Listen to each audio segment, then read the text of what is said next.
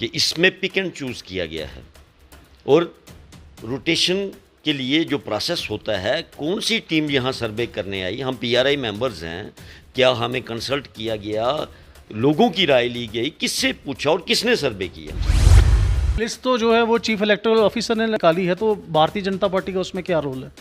आपको कहाँ लगता है कि हिंदुस्तान में कोई इंडिपेंडेंट एजेंसी अभी रह गई है? यहाँ पे भी है तो उनकी इन्वॉल्वमेंट चलती है, उनकी मर्जी से ही तो चलता है ये सारा काम। वो अपना कंफर्ट जोन देख रहे हैं, वो अपने लिए खेल खेल रहे हैं, कौन सी कॉन्स्टिट्यूंसी को कैसे तोड़ना है, कैसे वहाँ का वोटर कौन सा एडजस्ट करना है।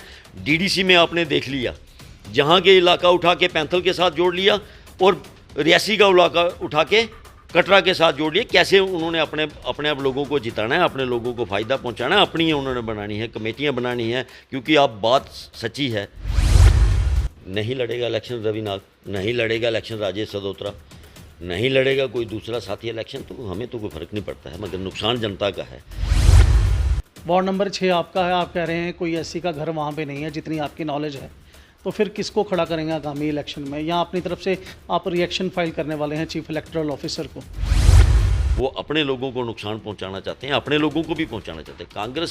कांग्रेस क्या, उनको लगता था 6 नंबर हो गया, 2 नंबर हो गया, जहाँ से उनके कैंडिडेट नहीं निकाल सकते सीटें। उन्होंने सर्वे करके भी देख लिया, बड़े बड़े उन्होंने दिग्गज उतारने की भी कोशिश की कि हम वहाँ पे सर्वे चलेंगे, मगर अब उन्होंने एक नुकसान पहुँचाना था। तो चलो देखते हैं, मगर हम तो फिर भी ये कहेंगे कि हमने तो लड़नी ही लड़नी है इलेक्शन, किसी और वार्ड में जाके लड़ लेंगे।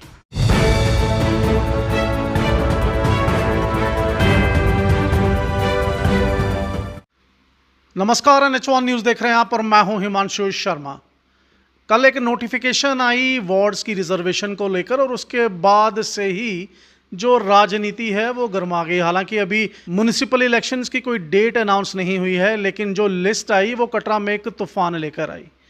क्यों? क्योंकि कटरा में कुछ ऐसे वार्ड्स और उनके कुछ ऐसे लीडर्स थे जिन्होंने अच्छा काम किया था जो पिछले 5 साल थे। अगर मैं वार्ड नंबर 3 की बात करूं, वार्ड नंबर 6 की बात करूं, तो यहाँ पे कुछ अच्छे काम हुए थे और लोगों की उम्मीद थी कि अगली बार भी वही काउंसलर्स जीत कर आए और उनके काम और अच्छे हो सकें। लेकिन उन काउंसलर्स के लिए एक धक्का सा ये लिस्ट लेकर आई। हमारे साथ राजेश सदोत्रा जी जुड़ चुके हैं, जो कांग्रेस के लीडर भी हैं, काफ़ी समय से कांग्रेस से जुड़े हैं और कांग्रेस के जिला रियासी के प्रधान भी हैं और वार्ड नंबर 6 के काउंसलर भी हैं। राजेश जी, स्वागत है आपका NH1 न्यूज़ में। नमस्कार हिमांशु जी, आपका भी और आपके व्यूअर्स का जो NH1 चैनल को देख रहे हैं, न्यूज़ को देख रहे हैं, उनको भी मेरी तरफ से जय माता दी, नमस्कार। क्या कहेंगे राजेश जी, जो लिस्ट आई है, क्योंकि अब आपकी भी जो वार्ड है उसको भी रिजर्व कर दिया गया है, क्या कहेंगे इस बारे में? हिमांशु जी, ऐसा है कि मैं आपसे पहले तो जनरल यही बात कहना चाहता हूँ कि रोटेशन एक पॉलिसी रहती है सरकार की तरफ से। उसमें कोई वार्ड ओपन होता है, कोई नंबर वाइज जो है उसकी आती है रोटेशन में, लेडीज़ होता है, SC होता है, ST होता है, OBC होता है, रोटेशन एक प्रोसेस रहता है। मगर सबसे बड़ी ये हैरान करने वाली बात यह है कि इसमें पिक एंड चूज़ किया गया है और रोटेशन के लिए जो प्रोसेस होता है, कौन सी टीम यहाँ सर्वे करने आई, हम पीआरआई मेंबर्स हैं, क्या हमें कंसल्ट किया गया, लोगों की राय ली गई, किससे पूछा और किसने सर्वे किया जी। किसको देख के। अभी कुछ वार्ड की जो लिस्टें आती हैं, वोटर लिस्टें जो आती हैं, उसमें मैक्सिमम करेक्शन करनी पड़ी। पंचायत के लोगों के बोर्ड जो है वो वार्ड की लिस्टों में आ गए थे, क्या उनको देख के किया गया है? अभी मेरे ही वार्ड की बात आ गई, 6 नंबर वार्ड की आप बात कर रहे हैं। 6 नंबर वार्ड में एक भी SC का, मेरे को जहाँ तक नॉलेज है, SC का वोटर है ही नहीं, वहाँ पे कोई गाड़ी नहीं पड़ता है। अगर वहाँ पे वोट होते, वहाँ पे लोग होते, अगर मतलब SC के लिए आपके वार्ड को रिजर्व किया गया है, लेकिन आपका कहना है कि SC का वहाँ पे कोई भी घर नहीं है? मेरी नॉलेज में तो यही है कि वहाँ पे कोई घर है ही नहीं है। अगर होते, अगर वहाँ पे 40-50 घर होते या 2-3-4-10 फैमिली 20 फैमिलीज होती, तो मैं भी कोई एतराज़ नहीं करता, क्योंकि रोटेशन में आता है तो उसमें क्या दिक्कत है। मैं अगर काउंसलर बना हूँ तो मैं ही थोड़ी काउंसलर रहूँगा, तो रोटेशन में अगर आता है तो कोई दिक्कत नहीं। मगर SC का कोई वहाँ पे है ही नहीं, घर ही नहीं है। वहाँ पे मैक्सिमम जो है पॉपुलेशन है, एक तो क्रिश्चियन कम्युनिटी की पॉपुलेशन है और बाकी स्वर्ण पॉपुलेशन है। तो मुझे तो नहीं लगता कि किसका कैसे सर्वे किया गया। और ऐसे कुछ वार्ड हैं जहाँ आप अभी बैठे हैं, 7 नंबर वार्ड ये पड़ता है, 7 नंबर वार्ड फर्स्ट टर्म में क्यों ओपन कर दिया गया? इसका तो अभी फर्स्ट टर्म है, लेडीज़ के वार्ड ये था, इसको ओपन कर दिया गया। ऐसे ही 13 नंबर वार्ड है, उसको कैसे ओपन कर दिया? वो तो फर्स्ट टर्म में कर दिया, ओपन कर दिया। तो ये सिर्फ ये है कि उन्होंने एक पब्लिक की जो आवाज़ थी, जो लोग पब्लिक के लिए बोलते थे। हिमांशु जी, बात ऐसे है कि म्यूनसिपैलिटी की इलेक्शन लड़ना हर एक आदमी का राइट है, उसमें मैं तो नहीं कह सकता कि मैं ही बहुत बढ़िया आदमी हूँ, मैं ही लड़ूँ इलेक्शन। मगर जनरल जो है, आप देखिए कि जो लोग बोलते थे, जो लोग कस्बे के लिए लड़ते थे, अगर आप चाहते हैं कि उनकी ही आवाज़ को दबाना है, उनको बाहर कर देंगे, तो इससे तो कोई बाहर होगा कौन नहीं। कौन दबा रहा है ऐसे लोगों की आवाज़? पार्टी, भारतीय जनता पार्टी का ये प्रोसेस रहता है। और आपने देखा है, हम अभी लेकिन लिस्ट तो जो है वो चीफ इलेक्टोरल ऑफिसर ने निकाली है, तो भारतीय जनता पार्टी का उसमें क्या रोल है? आपको कहाँ लगता है कि हिंदुस्तान में कोई इंडिपेंडेंट एजेंसी अभी रह गई है? यहाँ पे भी है तो उनकी इन्वॉल्वमेंट चलती है, उनकी मर्जी से ही तो चलता है ये सारा काम। अभी कहने का मतलब है, अगर चीफ इलेक्टोरल ऑफिस ने ही कोई लिस्ट निकाली है, उनकी कौन सी टीम यहाँ सर्वे करनी है, किस बिहाफ पे उन्होंने ये किया? रोटेशन घर में बैठ के थोड़ी कर दिया, वोटर लिस्ट देख के। वोटर लिस्ट कौन सी वोटर लिस्ट उन्होंने देखी है? जैसे मैं आपको कह रहा हूँ कि मैक्सिमम वार्ड में मैंने देखा कि पंचायत के लोगों के वोट भी तो वार्ड में आ गए थे, उनको पिछली बार भी डिलीशन करवाया गया, इस बार भी डिलीट करवाया गया। अब उन्होंने किस बिहाफ पे बनाया है? बात यह है कि रोटेशन करिए, मगर उन्होंने पिक एंड चूज़ करके किया। उन्होंने खाली हमें नहीं, उन्होंने अपने भी कुछ लोगों को दबाने के लिए, जो उनके भी लोग अच्छा काम करते होंगे, जो उनके लोगों को भी है कि इनको कैसे साइडलाइन करना है, उसको भी उन्होंने पिक एंड चूज़ करने के लिए उनको भी नुकसान पहुंचाया। और ये टाउन के लिए अच्छा नहीं है मेरे ख्याल से। राजेश जी, आप सीधा सीधा ये कहना चाहते हैं कि बीजेपी अपने ही बीजेपी के लोगों को दबाने के लिए ऐसा कर रही है? उन्होंने बीजेपी अपने लोगों को नहीं, सबको, वो अपना कंफर्ट जोन देख रहे हैं, वो अपने लिए खेल खेल रहे हैं। कौन सी कॉन्स्टिट्यूंसी को कैसे तोड़ना है, कैसे वहाँ का वोटर कौन सा एडजस्ट करना है। डीडीसी में आपने देख लिया, जहाँ के इलाका उठा के पैंथल के साथ जोड़ लिया, और रियासी का इलाका उठा के कटरा के साथ जोड़ लिया। कैसे उन्होंने अपने आप लोगों को जिताना है, अपने लोगों को फ़ायदा पहुँचाना है, अपनी उन्होंने बनानी है, कमेटियाँ बनानी है। क्योंकि आप बात सच्ची है हिमांशु जी, ये तो आप भी भली भांति जानते हैं, रिपोर्टर है, आप रिपोर्टिंग करते हैं, आप लोगों के व्यूज़ लेते हैं कि जम्मू कश्मीर में हालात उनके हक़ में नहीं है। म्यूनसिपैलिटियाँ उनकी बनने वाली नहीं थी, कारपोरेशन उनकी बनने वाली नहीं है। उन्होंने ये अगर गेम नहीं करें तो उनका काम बनता नहीं था। और मैं अब आपके माध्यम से यही कटरा की पब्लिक को भी कहना चाहता हूँ कि हमने इलेक्शन लड़ी, काउंसलर बन गए। अब मैं किसी को ये तो कह नहीं सकता था कि मैं आप काउंसलर बन के आऊँगा, ये काम करूँगा, ये काम करूँगा, ये काम करूँगा। अब था जनता का फैसला कि अगर मैंने कोई काम किए हैं तो जनता उसका क्या रिवार्ड मेरे को देती है। अगर उनको लगता है कि ये आदमी काम करने वाला है तो वो मुझे वोट दे डालते। अगर उनको लगता है कि जिस आदमी ने काम नहीं किया है तो कभी भी वोट नहीं डालते। फैसला जनता के पास रहना चाहिए, मगर ये जनता के पास जाना नहीं चाहते हैं, ये जनता के पास फैसला छोड़ना नहीं चाहते हैं। जिस वार्ड में वो खुद रहे, उनके लोग, उन वार्डों में ही उन्होंने चेंजिंग क्यों की? क्योंकि उनको अपनी सीटों पे विश्वास नहीं है। दूसरों को तो नुकसान पहुंचाना ही पहुंचाना है, उनको अपनी सीटों पे विश्वास नहीं। क्योंकि कटरा की जनता भी देख चुकी है क्या हालत है।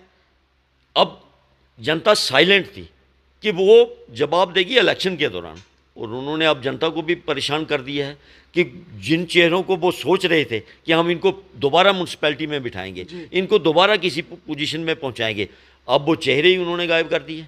मैं अपने लिए नहीं कह रहा, मेरे बड़े साथी हैं, बड़े कुलीग हैं। मेरे 2 नंबर वार्ड को आप देख लीजिए, उसमें जो मेरा साथी इलेक्शन लड़ते हैं, मेरे दोस्त हैं, चाहे वो दूसरी पार्टी में चले गए। मैं एक बार इससे पहले दर्शकों को भी कुछ बता देना चाहता हूं कि वार्ड नंबर 2 हो, वार्ड नंबर 3 हो, वार्ड नंबर 5 हो, वार्ड नंबर 6 हो, अगर वार्ड नंबर 2 की बात करें तो रवि नाग वहाँ से हमेशा जीतते आए हैं कांग्रेस की तरफ से, और इस समय वो डीपीएपी पार्टी में है।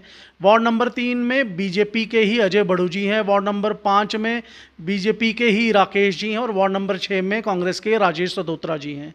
इन वार्ड्स में अब एक बड़ा फेरबदल कर दिया गया है, और ये जो फेरबदल है ये काफ़ी लोगों को नामंजूर भी है।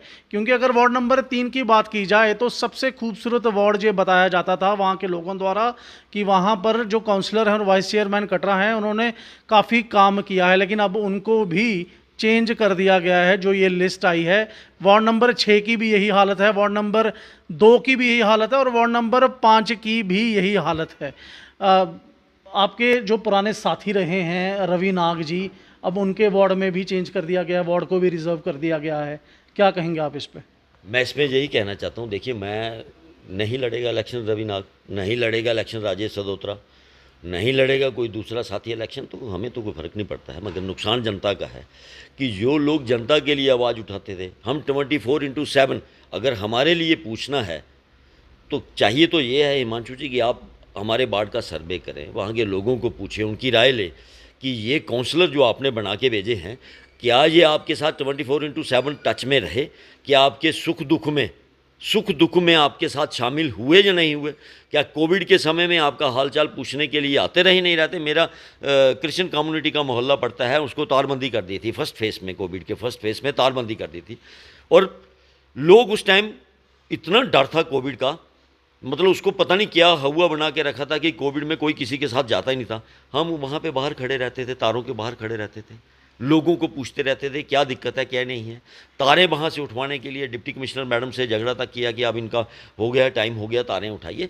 तो हम अब ये था कि लोगों को आप पूछिए कि ये लोग काम करते हैं तो नुकसान किसका है।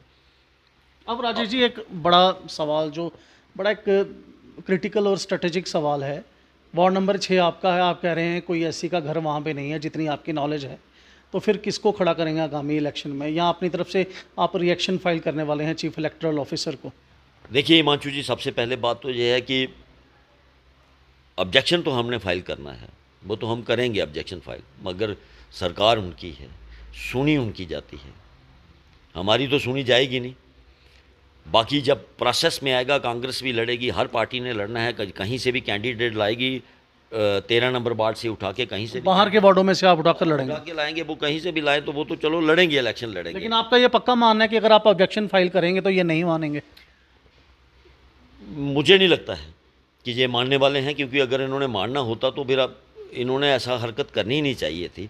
अब बात यह है कि इलेक्शन लड़नी है, वार्ड हमारे पास पड़े हैं, इलेक्शन कोशिश करेंगे कि इलेक्शन ज़रूर लड़ेंगे, चाहे आप वार्ड कितने भी रिज़र्व कर लो, कितने भी हमको नुकसान पहुंचा लो।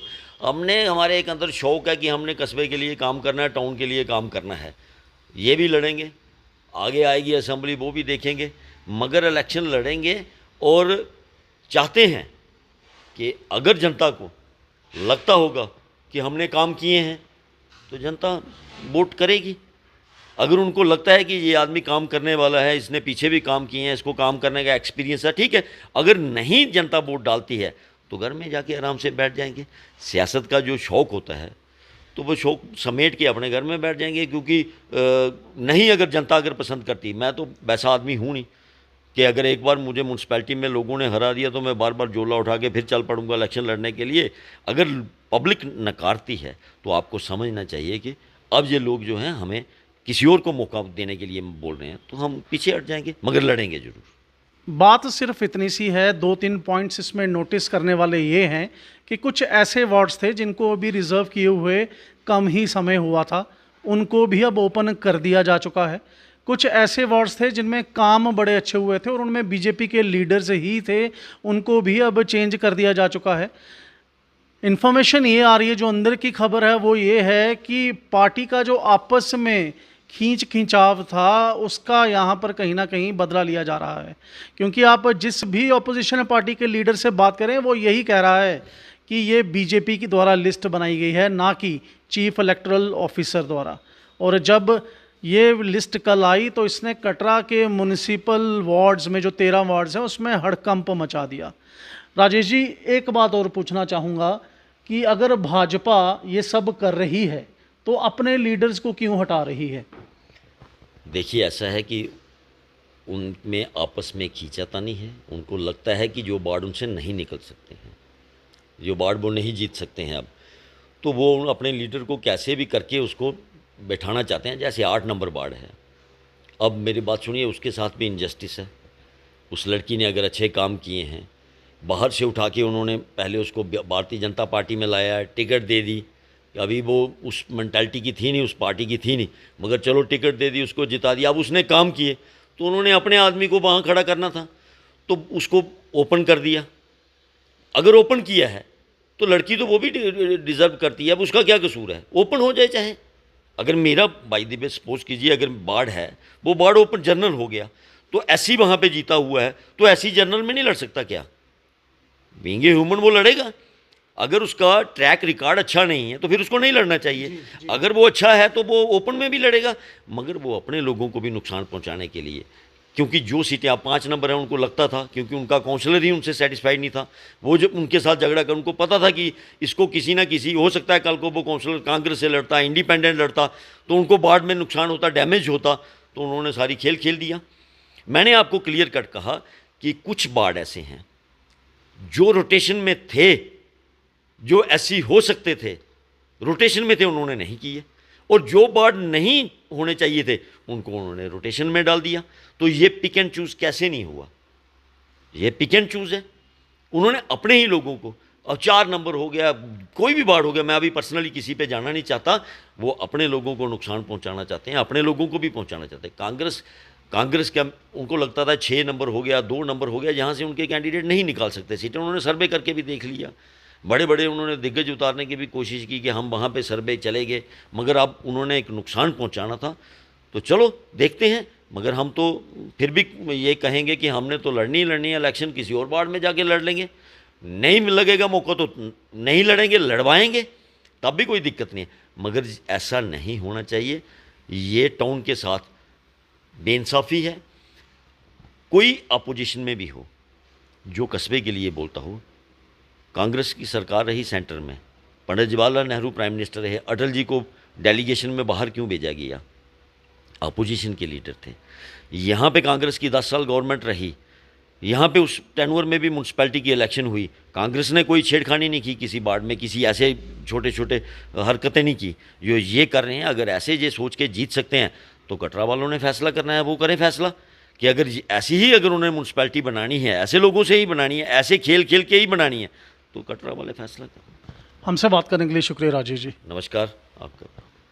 नाराज़गी तो है, ये आपने राजेश जी की बातों से सुना होगा, और साफ इनका कहना है कि चीफ इलेक्टोरल ऑफिसर जो हैं उनका इस लिस्ट से कोई लेना देना नहीं है, ये बीजेपी की बनाई हुई लिस्ट है, जो ये अपने साथियों के साथ भी गलत कर रहे हैं और कटरा की पब्लिक के साथ भी गलत कर रहे हैं। लेकिन आपको ये बता दूं कि जो चेंज है ऐसे लिस्ट हर इलेक्शन में होता है, ये होना भी ज़रूरी होता है, लेकिन कई बार कुछ टेक्निकल पॉइंट्स है, जैसे कितना टाइम लिमिट हुआ है किसी वार्ड को रिज़र्व किए हुए या ओपन किए हुए, ये भी मैटर करता है। और इस बार कुछ वार्ड्स ऐसे हैं जिनको जल्दी चेंज कर दिया गया है, और नाराज़गी जो विपक्ष की है वो आपको सामने दिख रही है। अब कुछ और भी ऐसे काउंसलर से हम बात ज़रूर करेंगे इस लिस्ट को लेकर, और उनकी भी राय जानने की कोशिश करेंगे कि उनका क्या कहना है।